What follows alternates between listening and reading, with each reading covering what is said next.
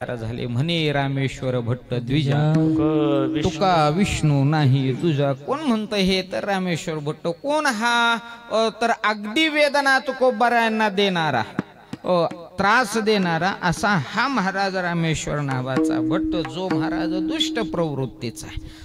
आणि मग असा असणारा तुकोबारायांच्या सानिध्यात गेल्यानंतर तुकोबारायांसारखाच झाला आणि तुकोबारायांवरचा एवढा दृढ भाव की आता देव जर माझ्या तुकोबारायांच्या तुलनेत आला तर मी तो देवाला मानील, नाही तर देव मानणार नाही, अशी याची किमया। म्हणजे सर्वश्रेष्ठ जगामध्ये कोण? तर महाराज श्रीमंत श्री जगद्गुरु तुकोबार आहे। आणि सर्वात दुष्ट कोण? तर जगद्गुरु तुकोबार आहे। एक वेळचा महाराज काय आहे तर त्यांच्या अंतःकरणातला भाव आहे ते तुका हा अति दुष्ट आहे, आणि एक वेळचा हा भाव आहे की तुका हा सर्वात वरिष्ठ आहे। आणि म्हणून म्हटलं जातं तुकिता तुळेनेशी ब्रह्म तुकाशी आली, म्हणून रामेश्वरी चरणी मस्तक ठेविले। या संबंधानं महाराज आरतीमध्ये रामेश्वर भट्टांचा महाराज शब्द आहेत की तुकोबारा हे आता श्रेष्ठ आहेत। आणि त्यांच्या बरोबर देवाची तुलना जर केली, आपल्याकडं वजन केलं जातं, सगळ्याला माहिती आहे, कारण वजन करायचं सगळ्यांना माहिती की सगळ्यांना माप काढायचं का माप काढायची? महाराज वजन करायचं सगळ्यांना माहिती। तराजू मध्ये काय असतं? तराजू दोन असत, एकामध्ये वजन ठेवायचा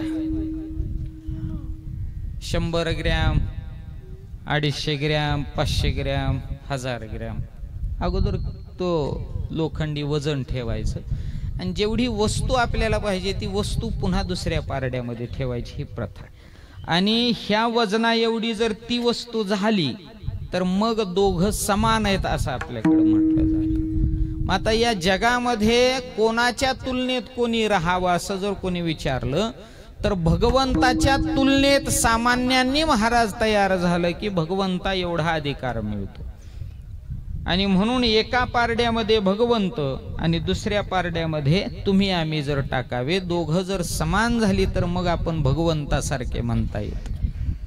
म्हणजेच भगवंत अगोदर आणि वस्तू नंतर। पण तुकोबारायांच्या बाबतीमध्ये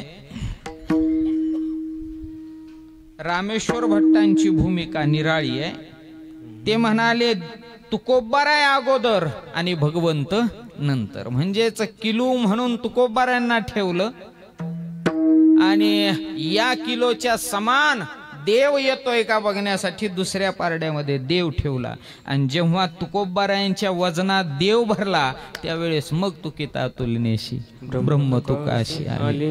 हे महाराज श्रेष्ठत्व आहे। म्हणून ज्याच्या सानिध्यात जावं त्याच्यासारखं बनणं साहजिक भाग आहे। आणि यांच्या सानिध्यात संतांच्या गेलो की मग मात्र ते भगवंतापाशी पोहोचवतात। एखादा म्हणेल पोहोचवतात म्हणण्यापेक्षा भगवंतच यांना सोडून राहत नाही, आणि म्हणून हेच कोणी एक भगवंत आहेत अशा भूमिकेनं आपल्याला यांच्याकडं पाहता येतो। देवते संत देवते संत निमित्त ते प्रतिमा निमित्त त्या प्रतिमा अशा भक्तीनं महाराज भगवंताचेच हा अवतार म्हणून कोण आहेत तर संत यांच्याकडं पाहिलं जातं। आणि म्हणून या संतांच्या सानिध्यामध्ये जावं आणि भगवंताची महाराज प्राप्ती करून घ्यावी।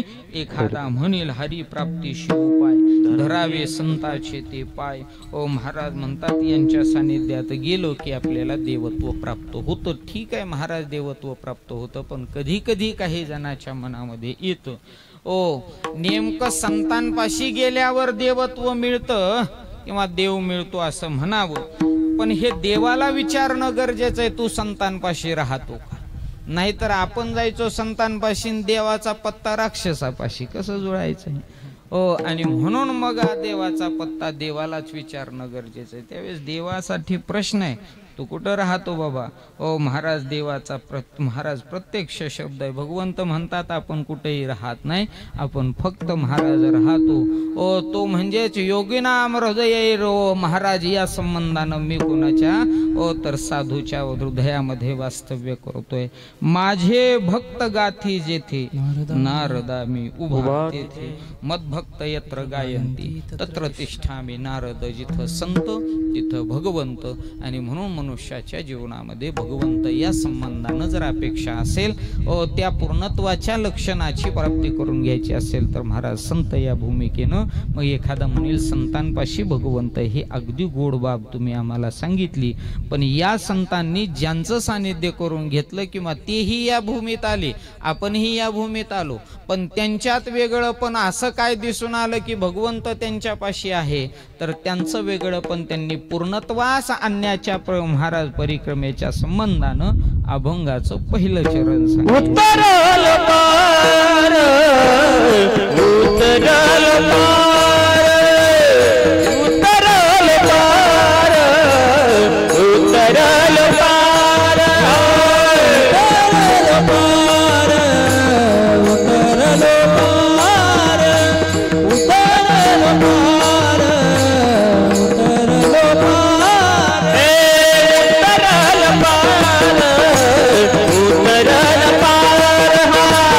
पार, उतरल पार, उतरल पार, उतरल पार, उतरल पार, उतरल पार, उतरल पार.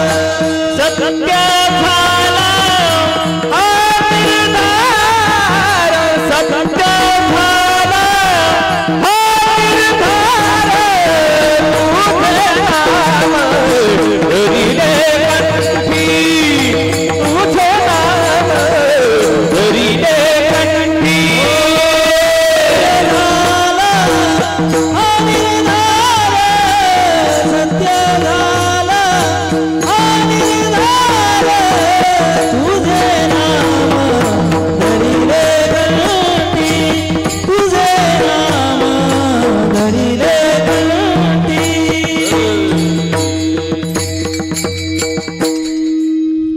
उतरलो पार, सत्य झाला हा निर्धार या शब्दानं पूर्णत्वाला प्राप्त झालेली संत मालिका आहे.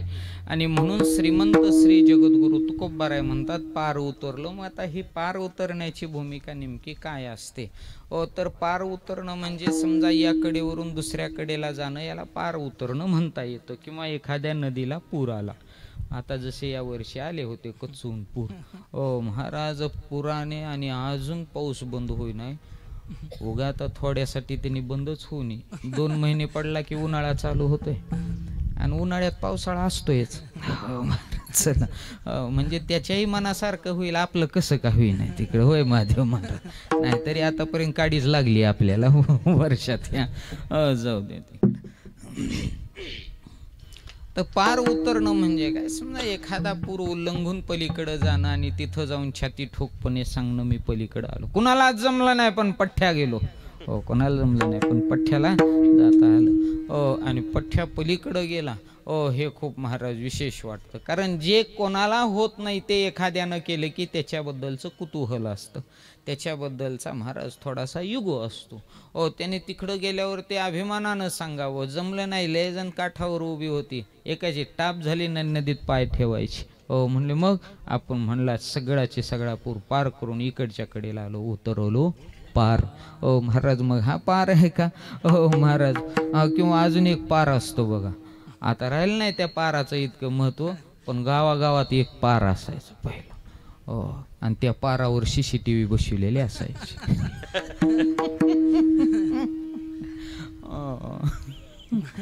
गावागावात एक पार असायचा आणि पारावर CCTV असायचा. त्यांचं लक्ष CCTV एक कॅमेरा असला का त्याचं तोंड जिकडे आहे का तिकडचंच दाखवतं ते. समजा आता कॅमेरा बसवला, त्याचं इकडे साऊंड कडं तोंड केलं तर लय झालं एवढं 10 फुटाच्या अंतरानं ते दाखवतं. पण ते पारावर बसलेल्या CCTVची नजर महाराज गावाच्या बाहेरच्या कडपासून ते स्टँडवरच्या अख्ख्या गल्लीत असते. नव्हे नव्हे याच्याही पुढे जाऊन सांगू, त्या CCTVची नजर गावात तर सगळीकडं असतेच असते, प्रत्येकाच्या घरात असतेच असते, पण हातात जे पान असतं त्याच्यावर सुद्धा परकर्षानं असते. सदा त्याचं नाव CCTV. लय परफेक्ट CCTV कार्यक्रम हा. महाराज हे पार नाही सांगायचं आपल्याला, ते पार पाहिजेत, लय गरजेचे आहेत ते पार असणं. कोण आलं, कुठून आलं, किती वाजता आलं, किती सेकंद होते. महाराज लय गरजेचं. चोऱ्या कमी होत्यात त्याच्या नादाने. चला मुद्दा ते एक पार आहे. पार या संबंधाने इकडून तिकडं जाणं उतरवलो पार. मग महाराज आता ही सामान्य नदी आहे. या नदीतून पलीकडे गेला असं काय लय तुम्ही काय समुद्र वगैरे उल्लंघून गेला नाही. समुद्र उल्लंघून जाणारे ही एका काळी आपल्याला पाहायला मिळाले स्वातंत्र्यवीर सावरकर.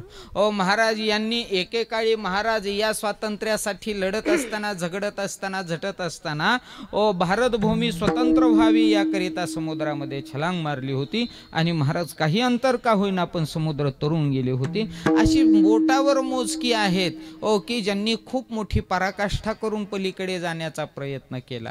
पण अहो असं काय विशेष आहे की एखादी नदी पलीकडे उल्लंघून गेला म्हणजेच लगे त्याने छाती ठोकपणे जगाच्या समोर सांगावं की मी पार उतरलो. अरे बाबा, जगाच्या समोर पार उतरण्यासाठी असं काही सांगा की जे खऱ्या अर्थाने या विश्वात कोणालाच जमणार नाही ते जगाच्या समोर मांडत असताना पार उतरलो म्हणा, छाती ठोकपणे म्हणा. एखादा म्हणेल मग यांनी असं काय पार उतरण्याचं, कारण इथं त्यांनी शब्द उल्लेख केला नाही पार उतरलो, फक्त पार उतरलो. पण कुठून उतरलो, कोणती नदी होती, गंगा होती, यमुना होती, सरस्वती होती, कोणती की जिचं पात्र महाराज खूप मोठं आहे हे महाराज उल्लेख नाही आहे. मग महाराज पार उतरलो हे त्यांनीही विशेष रूपाने सांगितलंय, एवढं छाती ठोकपणे सांगितलंय. याचा अर्थ हे पात्र काही छोटं वगैरे नाहीये. हे सामान्यांकडून पार उतरावं अशातलं हे पात्र नाहीये.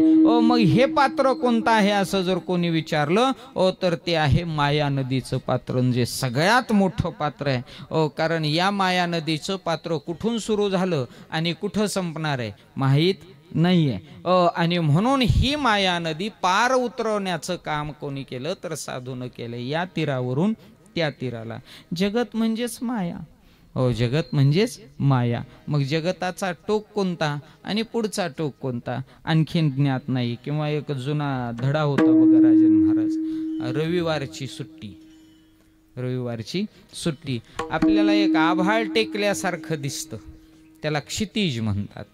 त्या क्षितिजापर्यंत पोहोचावं असं एका विद्यार्थ्याला वाटलं. म्हणला सगळं पाहायचंय जगामध्ये, प्रत्येक गोष्ट पाहायची जगामध्ये. म्हणले मग पाहायची खरी आहे. मग त्याच्या एक दिवशी शाळा सुटली आणि असं कट्ट्यावर बसल्यानंतर त्याचं लक्ष त्या टेकलेल्या आभाळावर गेलं.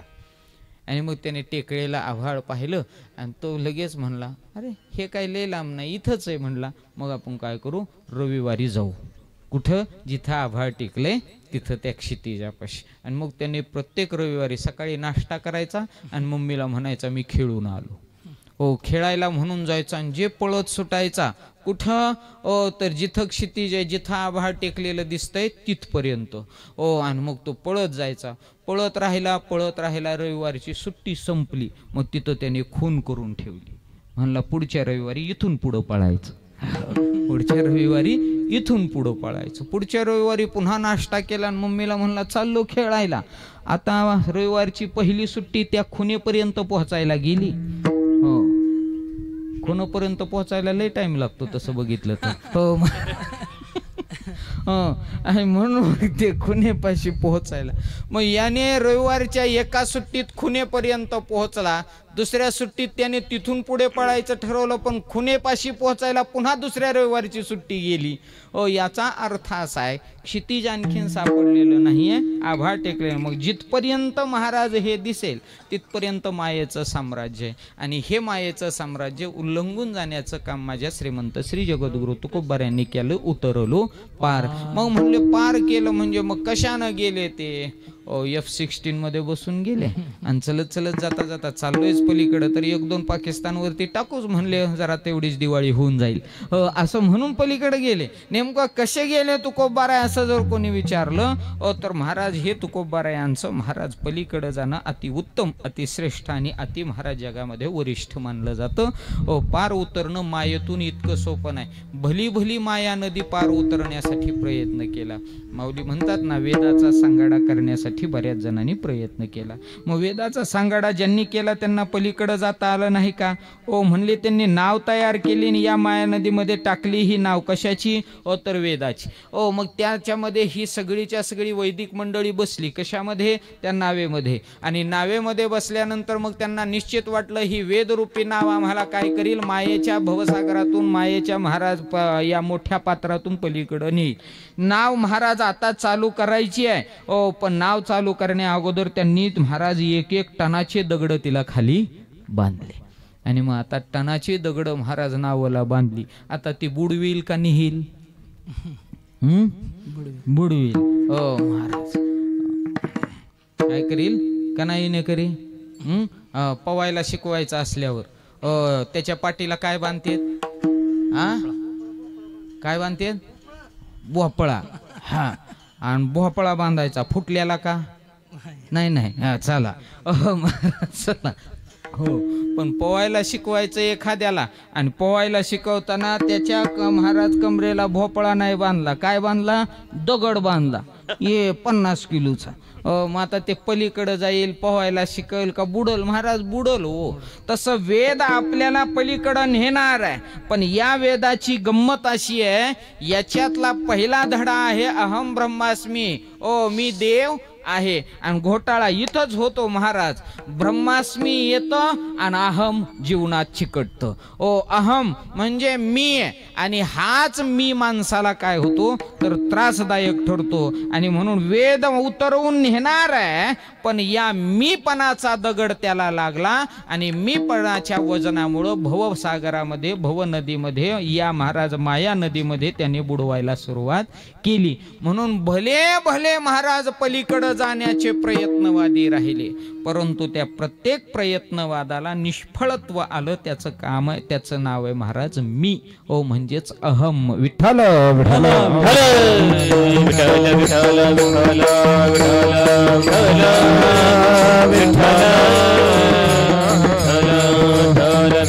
कुंडली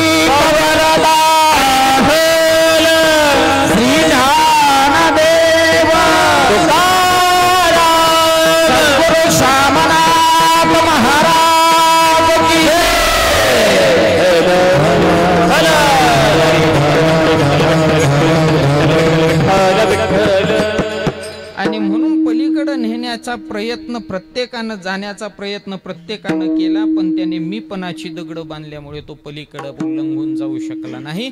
तज्ञायानं तुकोबाराय मात्र पार उतरलो. हा ठामपणाचा भाव या ठिकाणी सांगतात.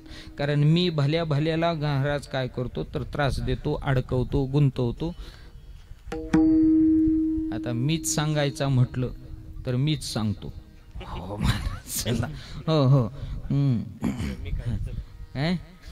मीच सांगायचं आहे तर मीच सांगतो. आणि तुम्ही सगळी ऐका मी कसा बुडवतो, भल्या भल्याला बुडवतो. एकदा म्हणतात ब्रह्मदेव सृष्टीचा रचयिता. कधी दृष्टांत राजन महाराजांकडून तुम्ही श्रवण केला असेल तर, ब्रह्मदेव सृष्टीचा रचयिता, ब्रह्मा विष्णू आणि महेश असं महाराज. आणि म्हणून ब्रह्मदेवाला एक दिवशी वाटलं चला सुट्टीवर जाऊ 4-5 दिवस. खूप त्रास झाला म्हणला सृष्टी तयार करून, आणि म्हणून सुट्टीवर जायचं. मग त्याला वाटलं चला भगवंताची आज्ञा तर घेणं गरजेचं आहे, विष्णू भगवंताची. आणि म्हणून त्याने एक रजेचा अर्ज तयार केला आणि तो रजेचा अर्ज शिपायाच्या हातात दिला ब्रह्मदेवाने. आणि म्हणले एवढा भगवंतापाशी पोहोचवा आणि याच्यावर सही घेऊन या, आपलं म्हणजे सुट्टी सक्सेस झाली, सँक्शन झाली म्हणून. आता तो शिपाई ब्रह्मदेवाचा, आणि मग तो गेला महाराज अगदी रुबाबात. गेल्यानंतर तिथं ब्रह्मदेवाने रजेचा अर्ज भगवंताला कळालाच होता. आता हे जास्त जरा गुरमीत आलेलं दिसतंय. रजेचा अर्ज शिपाई पाठवतोय म्हणजे नक्की ह्या थोडासा गुरमीत दिसतोय, अभिमान झालेला दिसतोय. भगवंतानी ओळखलं शिपाई आलेला. द्वारपालाला म्हणाला, मी ब्रह्मदेवाचा शिपाई रजेचा अर्ज घेऊन आलोय, भगवंतापाशी द्यायचा आहे. द्वारपालाने तिकडच थांबेलं, म्हणले वेटिंग आहे इथं, वेटिंग मध्ये. आणि मग महाराज भगवंताच्या जवळ त्याचा नंबर लागला. हे गेलं, रजेचा अर्ज दिला. भगवंताने रजेचा अर्ज न पाहता न वाचता चुरगळला आणि कचरा पेटीत टाकला. याचं डोकं इतकं गरम झालं, म्हणला माझ्या देवाचा अर्ज आणि या भगवंताने न वाचता चुरगळून कचरा पेटीत टाकला. म्हणजे माझ्या देवाची, माझ्या मालकाची किंमत म्हणजे कचरा कुंडी का काय? विचारात पडलं. महागारी आलं ते. आणि ब्रह्मदेवाला महाराज थोडस वजन होतं. त्याला वाटायचं रजेचा अर्ज पाहायला असेल देवानं, आत्ता मला देव फोन करेल आणि तो म्हणेल तू कशाला सुट्टीवर चालला, तू गेला की माझं लय निडतंय रे बाबा, तू नसल्यावर माझा लय खोळंबा होतोय रे बाबा, तू नको सुट्टीवर जाऊ. पण जरी तो तसं म्हणला तरी मी आज सुट्टीवर जाणार म्हणजे जाणार. शिपाई महागारी आला. म्हणले काय म्हणले देव? काही नाही म्हणले, अर्जाला कचरा पेटी दाखवली एवढंच म्हणले. म्हणले म्हणजे तुमचा अर्ज वाचला नाही, कचरा कुंडीत टाकलाय. ब्रह्मदेवाला राग आला. म्हणला मी सृष्टी तयार करून माझ्या अर्जाची किंमत यांच्याकडे नाही, मी जर 4 दिवस गावाला गेलो तर ह्यांचं सगळं बंद पडल. आणि म्हणून ब्रह्मदेव महाराज कामालाच गेला नाही. गेलाच नाही कामाला. त्याला वाटलं नक्की संध्याकाळपर्यंत एखादा त्यांचा माणूस येईल, मला विनंती करील आणि पुन्हा घेऊन जाईल. संध्याकाळ झाली, माणूस आला नाही. दुसऱ्या दिवशी त्याला वाटलं स्वतः भगवंत येईल, मला रथात घालून तिकडं नेईल. भगवंतही आला नाही. तिसऱ्या दिवशी वाट पाहिली पण कोणीच आलं नाही. आणि ब्रह्मदेवाला वाटलं नक्की आता तर देवच स्वतः महाराज येईल आणि मला घेऊन जाईल, कारण माझ्याशिवाय त्याचं उत्पत्तीचं काम कोणीही करणार नाही. महाराज रगेलीत बसलेला ब्रह्मदेव. पण भगवंताचं कुठं नडायचंय, असे तुझ्यासारखे लय गडी त्याच्याकडे. आणि मग एक दिवसचा प्रसंग. महाराज ब्रह्मदेव गॅलरीत बसला होता आणि एक उंटाची रांग चालली तिथून म्हणता. इतके उंट चालले पण सगळे एका लाईनीत चालले होते. कोण? उंट एका लाईनीमध्ये. ब्रह्मदेवाने निरीक्षण केलं, मी निर्माण केलेल्या सृष्टीतले तर दिसत नाहीत. उंट तर एका मागे एक चालतायत. नेमके हे कुठले उंट आलेत ते तरी पाहावं. बरं अस्ताव्यस्त म्हणावं तर एक रांग धरलेली आहे, यांची सुटत नाही. सुरुवातीचा लक्षात येईना आणि शेवट कुठं. इतकंही महाराज एवढे उंट आहेत, एका रांगेत चाललेले आहेत आणि सांभाळायला तर कोणीच दिसत नाही. विचारावं कोणाला. तेवढ्यात एक म्हातारी जर्जर झालेली काठी टिकत निघाली आणि याने पाहिलं, म्हातारीला हाक मारली, म्हातारे. म्हातारी तशीच पुढे निघाली. पुन्हा हाक मारली, म्हातारे. ती तशीच पुढे आपलं काठी टेकत टेकत टेकत उंटा बरोबर चालत होती. ब्रह्मदेव खाली उतरले, म्हातारीचा हात धरला. म्हणले म्हातारे काय कमाल आहे तुझी, अर्धा तास झालं म्हणले तुला हाका मारतोय. म्हणली मारीत असशील. अरे तुला विचारायचंय म्हणा. म्हणली मला विचारू नको, मला सांगायला सवड नाही. कोण आहे तू? म्हणली तुला काय करायचंय? तू मला उलट उत्तर देते, मी ब्रह्मदेव आहे. म्हणली असशील. तू चालली आहे कुठं? तुला काय करायचंय? मी कुठं चालले? काम बघू दे, तू तुझं काम बघ. म्हातारी पुन्हा काठी टेकत पुढं. ब्रह्मदेव तिच्या माग. हे उंट कुठलेत, कुठं चाललेत? या उंटाच्या पाठीवर मला पेट्या दिसत्यात, ह्याच्यात नेमकं काय? आणि त्यावेळेस महाराज म्हातारी म्हणली, बघ आता तू इतकं विचारायला लागलाय तर तुला सांगते. मला काल देवाचा भगवंताचा फोन आलता. म्हणले मग काय म्हणाले? काही नाही म्हणाले, माझं एक ब्रह्म रुसलंय, त्याच्या बदलीत मला दुसरं ब्रह्म पाहिजे. म्हणले मग कुठं आहे ब्रह्म? उंटाच्या पाठीवर 2 पेट्या आहेत. म्हणला हो. म्हणले मग त्या प्रत्येक पेटीत एक एक उंट ब्रह्म भरलंय आणि ते ब्रह्म मी घेऊन भगवंताकडं. म्हणले पण तुला तर एकच ब्रह्म आणायला सांगितलंय. म्हणले कसं आहे भगवंताचं, त्याने लय तयार करून ठेवले. मी समजा एक ब्रह्म घेऊन गेले आणि ते जर त्याला पसंत नाही पडलं तर उगं हेलपाटे घालीत बसण्यापेक्षा सगळेच एकदा घेऊन जाते. जे पसंत पडल ती ठेवील, बाकीचे महागारी घेऊन येईल. आपल्याकडे रगीवाली येतात बघा. हा, एखाद्याच्या वाड्यात मोठ्याच्या बंगल्यात जायचं असलं का ते गठुडच घेऊन जातं आणि त्यांच्या पुढे आपटतं. ह्याच्यातली जी पसंत पडल ती घ्या, बाकीची महागारी घेऊन जातो. निघाले महाराजांनी. मग ब्रह्मदेवाला वाटलं की माझ्या नसण्यानं देवाला काही. आपल्याकडं राजन महाराज तुम्ही चारचाकीत फिरता, मी विचारचाकीत फिरतो. आपल्या चारचाकीला 4 चाक आहेत गाडीला, पण एकच टिपणी आहे. एका टायमाला जर 2 टायर पंक्चर झाली, बुडलाच म्हणायचं कार्यक्रम. लागला 7-8 हजाराला चंदन म्हणायचं. महाराज एका टायमाला 2 कीर्तन, 2 टायर पंक्चर झाली. पर्याय आपल्याकडं नाही. पण भगवंताचा असं आहे, चाक एक आहे पण स्टेपने अनंत आहे. ही देवाची काय आहे तर किमया आहे. म्हणून त्याच्याकडं मी चालत नाही, अहम चालत नाही. अगदी मुचकीत जावा तिकडं नैवेद्याला, बाकीची बसा इथंच पुष्पवृष्टी करूया आपण. मंडळी हो, फक्त जावा, बाकीचे ज्यांना मोजकत सगळेच पाहुणे येतं. हा, पाहुणे मंडळी नका म्हणू, जी मोजकी आहेत घरातली तेवढीच जावा. हो, बाकी कोणी जाऊ नका, बसा. आता काही जणांना तेवढं सवड शास्त्र असते. सुटलो बाबा एकदाचा कवा निघतो काही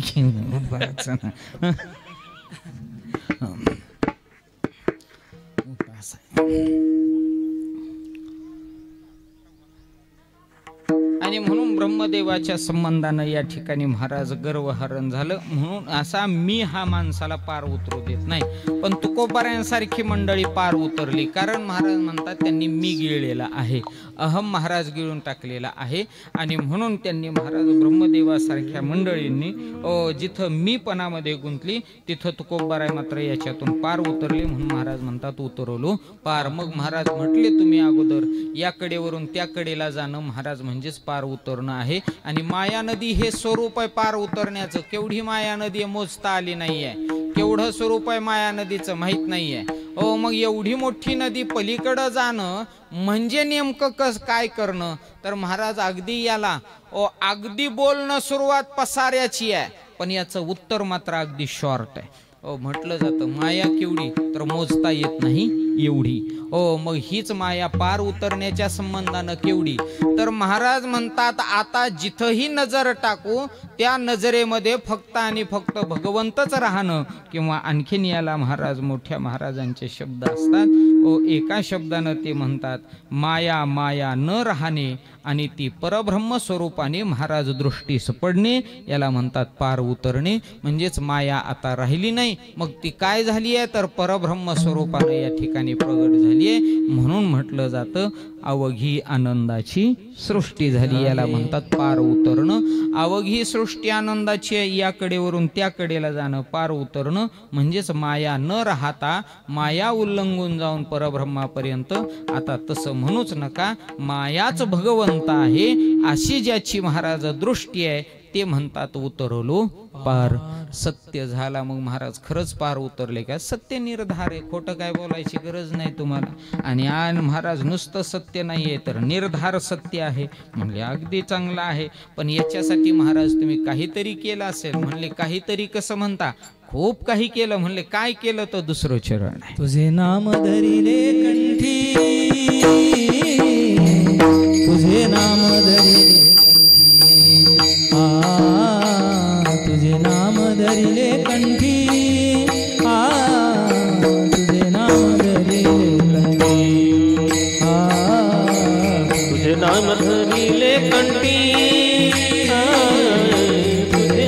धरिले कंठी, तुझे नाम धरिले कंठी, तुझे नाम धरिले कंठी, तुझे नाम धरिले कंठी, तुझे नाम धरिले कंठी, तुझे नाम धरिले कंठी, तुझे नाम धरिले कंठी, तुझे नाम धरिले कंठी, तुझे नाम धरिले कंठी, तुझे नाम धरिले कंठी, तुझे नाम धरिले कंठी, तुझे नाम धरिले कंठी.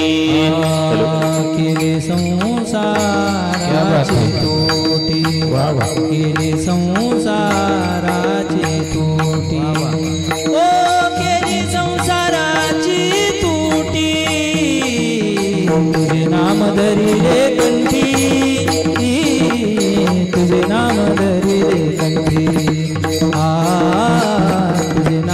धरिले कंठी तुझे नाम धरिले कंठी केली संसाराची तोटी केली संसाराची तोटी केली संसाराची तोटी तुझे नाम धरिले कंठी तुझे नाम धरिले कंठी ओ तुझे नाम धरिले कंठी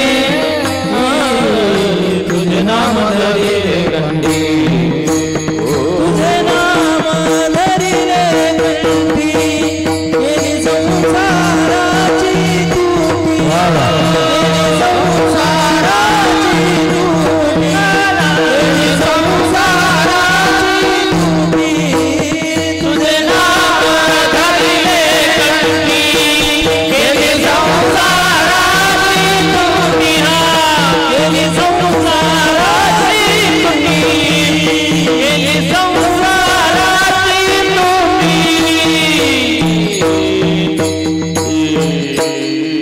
तुझे नाम धरिले कंठी केली संसाराशी तुटी माया उल्लंघून जाणं अगदी महाराज गोड आहे.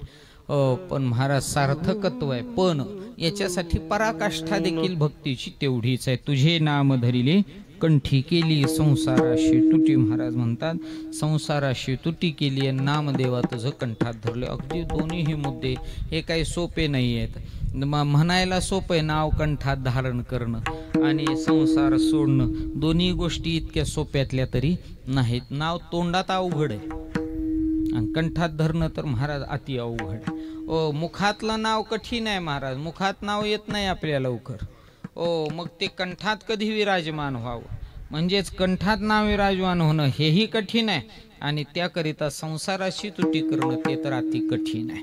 ओ पण नाव कंठामध्ये धारण केलं म्हणजे काय केलं ओ तर महाराज या मुखाने अगोदर नाव घेतलं, एवढं नाव घेतलं, एवढं नाव घेतलं, एवढं नाव घेतलं. म्हणले केवढं नाव घेतलं तर नावच बंद नाही केलं, एवढं घेतलं 24/7. अखंड महाराज नाव भगवंताचं घेतलं. सुट्टी त्याला नाहीये. साप्ताहिक सुट्टी नाही, मासिक सुट्टी नाही, वार्षिक सुट्टी नाहीये. म्हणले महाराज ब्रेक आहे का त्याला? जेवणाचा ब्रेक, बाहेर जाण्याचा ब्रेक, फिरायचा ब्रेक, ब्रेकही नाहीये. म्हणजेच ब्रेक के बाद म्हणावं असं काही नाही. आताच सगळं ब्रेक के बाद चाललंय. 108 मनी सुद्धा जपायला 3 वेळेस ब्रेक होतोय. 108 मनी जपायला रामकृष्ण हरी रामकृष्ण हरी रामकृष्ण हरी.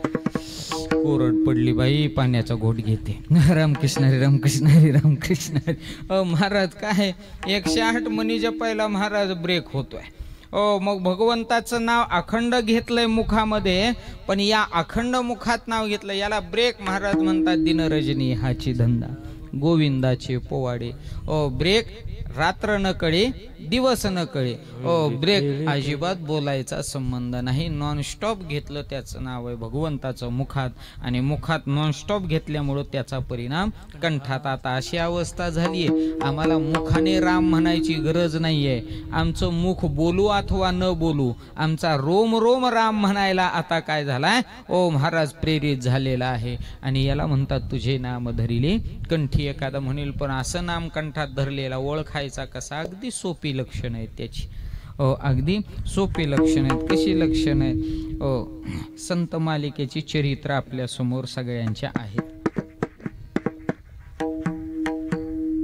जनाबाईनं गौऱ्या थापल्या तर विठ्ठल बोलल्या आणि श्रीमंत श्री जगद्गुरु तुकोबाराय महाराज ज्याही रोडनं जायचे त्या पायाखालची माती त्यांच्या विठ्ठल म्हणायची. हा कंठी नाम धरण्याचा काय आहे परिणाम आहे. म्हणून संतांच्या सानिध्यात महाराज जीव गेला म्हणजेच माणूस गेला तर तो राम म्हणतो. संतांच्या सानिध्यामध्ये सजीव गेला तरीही तो राम म्हणतो. सजीव म्हणजेच महाराज सर्व प्राणी मात्र रेड्यामुखी वेद बोलविला.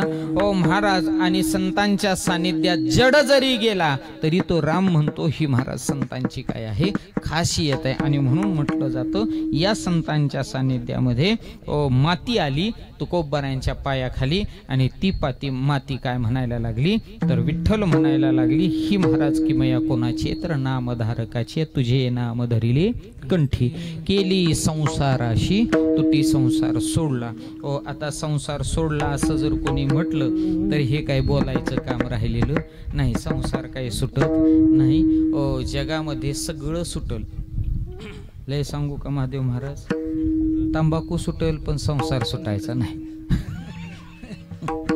तुम्ही म्हणाल तंबाखू सोडणं इतकं कठीण आहे का?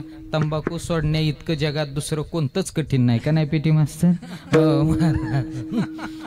दिवसभर जरी सोडली तरी सकाळी सकाळी तरी खावाच लागते. ते म्हणले सकाळ कशाला खावा लागते, त्याच्याशिवाय होतच नाही. म्हणून सुटायचं अवघड आहे. म्हणजे तंबाखू सुटली एक दिवस, पण संसार सुटला नाही.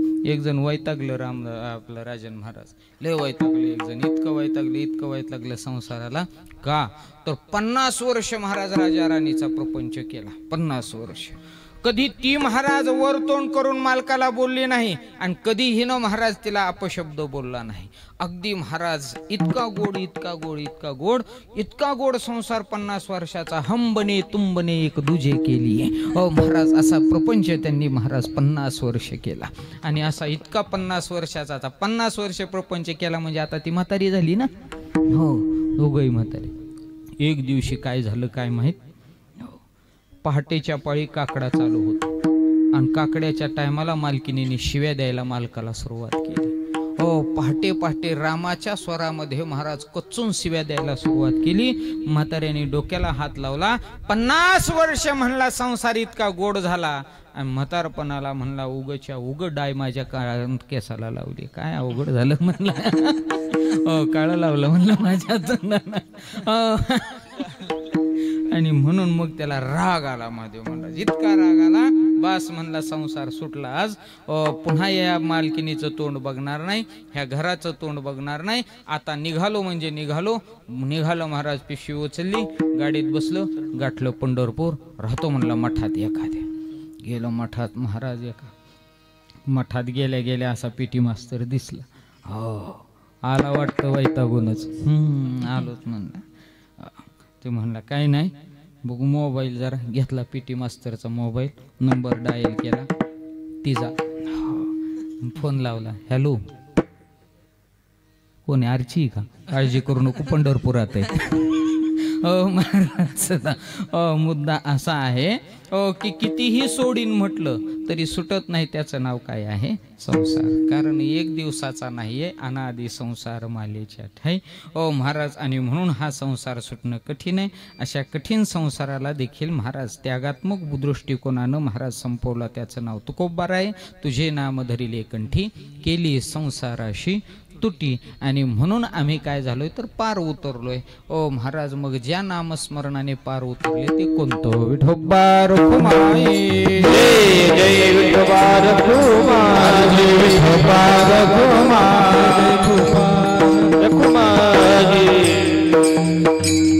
जय विठोबा रखुमाई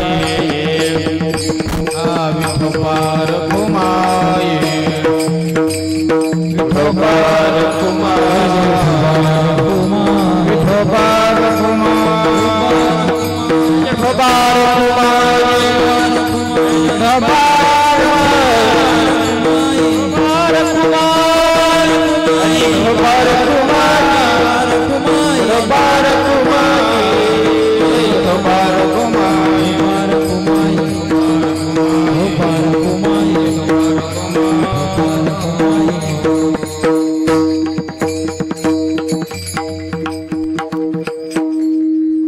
कैलासवासी कडूबाई मच्छिंद्र सुतार. अरे इको कशाला लिहायला? मच्छिंद्र सुतार यांच्या या प्रथम पुण्यस्मरणाला आदरांजली समर्पित करण्याच्या निमित्तानं आपण सर्वजण एकत्र आहोत. अगदी मोठा प्रपंच असून देखील गोड सुसंस्कारी प्रपंच ज्या मातोश्रीनं महाराज बनवलं, अशा निश्चितच या मातोश्रीला श्री साष्टांग दंडवत चरणावरती महाराज त्यांच्या काय आहे प्रणिपात. तुका म्हणे मायबाप अवघी देवाचीच रूप. महाराज कर्तृत्वाची गेली सावली करुणेचा हरवला सागर. अशा म्हणजेच कैलासवासी कडूबाई.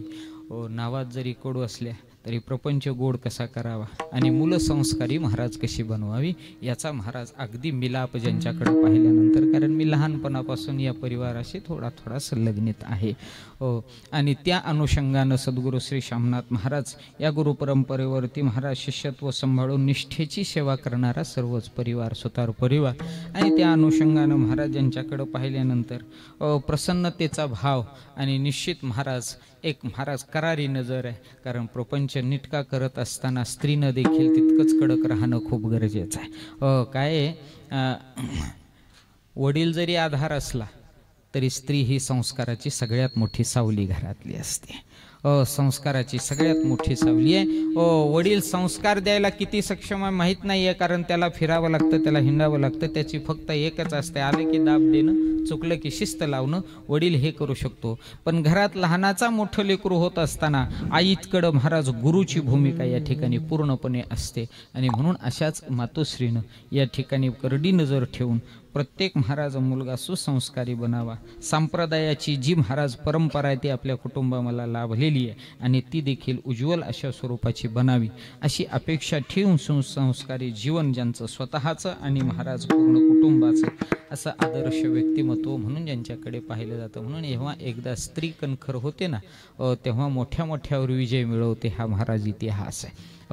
लय थोडक्यात सांगायचं झालं तर रात्रीचा विजय स्त्रियांचा सगळ्यांच्या लक्षात असेल.